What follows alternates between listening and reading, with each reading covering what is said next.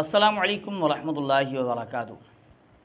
نحمدہ ونصلی علی رسولہ الکریم۔ ناظرین کرام، ڈاکٹر ذاکر نائک صاحب اس وقت پاکستان آئے ہوئے ہیں اور ڈاکٹر ذاکر صاحب نے ایک گفتگو کی ہے، بڑی زبردست گفتگو ہے جو ہم آپ کی خدمت میں رکھنا چاہتے ہیں اور غیر مقلدین کو سوچنے کی دعوت دیتے ہیں کہ آپ سوچیں آپ کا طریقہ کار کیا ہے۔ اس وقت بہت سارے غیر مقلدین ڈاکٹر ذاکر نائک کے حق میں بھی ویڈیوز شیئر کر رہے ہیں، پوسٹیں رکھ رہے ہیں، یعنی ڈاکٹر ذاکر نائک صاحب کی تعریفیں کر رہے ہیں۔ یہ الگ بات ہے کہ بہت سارے ان کے محققین غیر مقلدین کے بہت سارے جو ڈاکٹر ذاکر نائک کے خلاف ہیں، یعنی ان کی مخالفت کر رہے ہیں، ڈاکٹر ذاکر نائک کو صحیح نہیں سمجھتے، کہتے ہیں ان کے عقیدہ بھی ان کا درست نہیں ہے۔ بہرحال لیکن اکثر تو عام و خاص جو ہے نا وہ کہتے ہیں ڈاکٹر ذاکر نائک صاحب جو ہے نا بہت بڑی چیز ہیں، بہت بڑا سرمایہ ہیں، اس طرح کی گفتگو کرتے ہیں۔ لیکن ہم غیر مقلدین کو اس ویڈیو کے ذریعے سوچنے کی دعوت دیتے ہیں کہ سوچیں آپ کا طریقہ کار کیا ہے۔ اس سے پہلے کہ ہم ویڈیو دکھائیں ایک اور پکچر دیکھ لیں، غیر مقلدین اس پکچر کو دیکھ لیں۔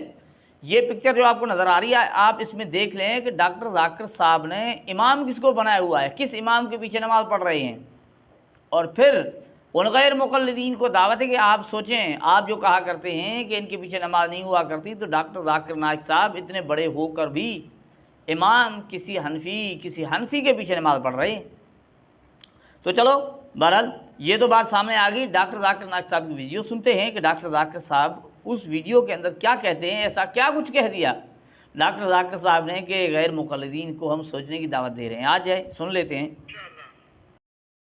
مجھے کوئی گلا شکوہ نہیں اگر کس نے تعلیم حاصل کی دیوبند میں یا بریلوی میں یا مدینہ میں، اپنے آپ کو دیوبندی کہتا ہے، بریلوی کہتا ہے، مدنی کہتا ہے کہ بھائی مجھے کوئی گلا شکوہ، بہت بڑی بات یہ ہے، یہ بھی بہت بڑی بات ہے کہ کہتے ہیں مجھے کوئی گلا شکوہ اس سے نہیں ہے جو کسی نے دیوبند میں تعلیم حاصل کی، بریلوی میں حاصل کی، مدینہ میں حاصل کیا، اب اپنے آپ کو وہ اب دیوبندی کہلواتا ہے یا مدنی کہلواتے ہیں، کوئی مسئلہ نہیں ہے۔ یہاں یہ کہتے ہیں نا دیوبندی کو کہلواتے ہو، یہ کہتا ہے یہ تو کوئی مسئلہ ہی نہیں ہے، مجھے کوئی گلا شکوہ نہیں، کوئی گلا شکوہ نہیں۔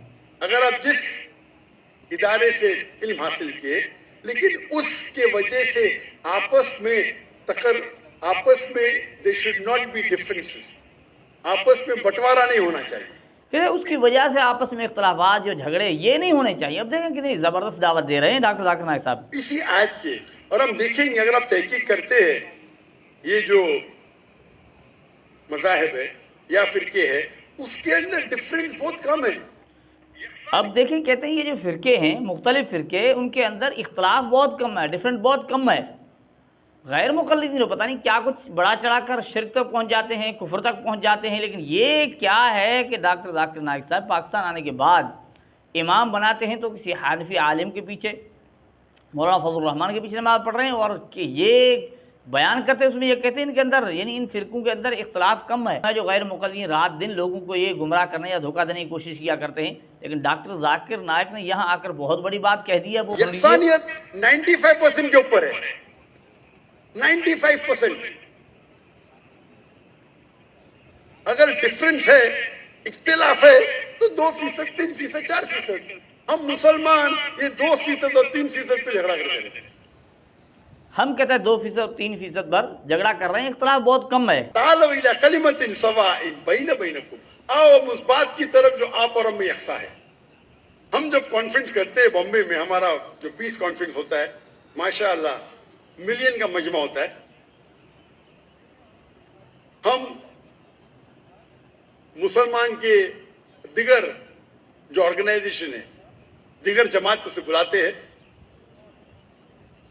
اور میرا اصول ہے کہ جو میرے خلاف بھی بات کرتا ہوں اس کو بھی بلاتا ہوں میں۔ لوگ مجھے پوچھتے ہیں ذاکر بھائی کیا کر رہے ہیں آپ، وہ آپ کے خلاف بات کر رہے ہیں، آپ اسے بلا رہے ہیں۔ تو میں کہتا ہوں ان سے کہ قرآن اور حدیث میں کوئی بھی آیت نہیں، میں قرآن میں کوئی بھی آیت نہیں جانتا ہوں، کوئی بھی حدیث نہیں جانتا ہوں جس میں لکھے ہے کہ آپ ڈاکٹر ذاکر نائک کے خلاف بات کریں گے تو جنت میں لے جائیں گے۔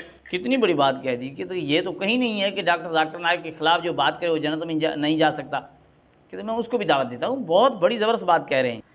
اچھا، تو ان کی گفتگو سے، ڈاکٹر ذاکر نائک صاحب کی گفتگو سے یہ واضح پتہ چل رہا ہے کہ ان کے اندر اختلاف، یہ حنفی ہیں، دیوبندی ہیں، بریلوی ہیں، جو کچھ ہیں، ان کے اندر اختلاف بہت کم پایا جاتا ہے۔ 95% سے، یعنی 95% اختلاف ہے ہی نہیں، یعنی وہ متفق ہیں۔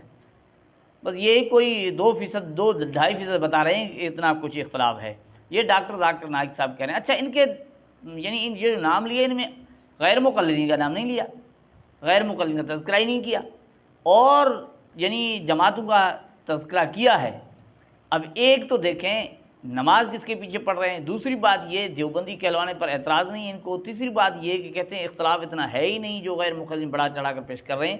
تو ناظرین جو ڈاکٹر ذاکر آ رہے ہیں ان کی گفتگو اگر غیر مقلدین سنیں، سنجیدہ ہو کر سنیں، تو شاید ممکن ہے کسی کو جس کو ہدایت، جس کے مقدر میں سمجھ میں بات آ جائے کہ بھئی مسلمان آپس میں کس طرح رہا کرتے ہیں یا کس طرح رہیں، یعنی مسلمان کس طرح مسلمانوں کو ایک دوسرے کے ساتھ رہنا چاہیے اختلاف کے باوجود. یہ نہیں کہ ائمہ مجتہدین کی تحقیق کے بعد بہت دیر سے آنے والے قرب قیامت میں آنے والے جو اس چیز کے اہل بھی نہیں ہیں، وہ جو سمجھیں اور اس پر ہی مصر رہیں یا اس پر ہی اکتفا کریں کہ بھئی جو ہم نے سمجھا ہے وہی درست ہے یا وہی حق ہے. تو آپ بتائیں. تو ڈاکٹر ذاکر نائک کی جو ہے یہ جو بیانات ہیں یا جو ان کے پروگرام ہیں بالکل ہی غیر مقلدین مختلف ہیں. غیر مقلدین کے لیے یوں سمجھیں کہ غیر مقلدین کی اس سے پہلے جو دعوت تھی یا جو طریقہ کار تھا ان کے خلاف بالکل ان کے پروگرام ان کے منہ پر ایک تماچا ہے، اور ان کے لیے ایک سوچنے کی دعوت ہے کہ آپ سوچیں کہ آپ کے اتنے بڑے ہو کر بہت ساری وہ باتیں کر رہے ہیں جو ہمارے علماء کہا کرتے تھے کہ بھئی آپس میں ان چیزوں میں اختلاف نہیں ہونا چاہیے، یہ چیزیں اتنی نہیں ہیں، یہ افضل غیر افضل کا مسئلہ ہے، لیکن ان کو بڑھا چڑھا کر غیر مقلدین پیش کیا کرتے تھے. آج ان کے اپنے اور بہت بڑے وہ بھی اس چیز کو مان رہے ہیں. اللہ جل جلالہ ہمیں ان کی حقیقت کو سمجھنے توفیق عطا فرمائے.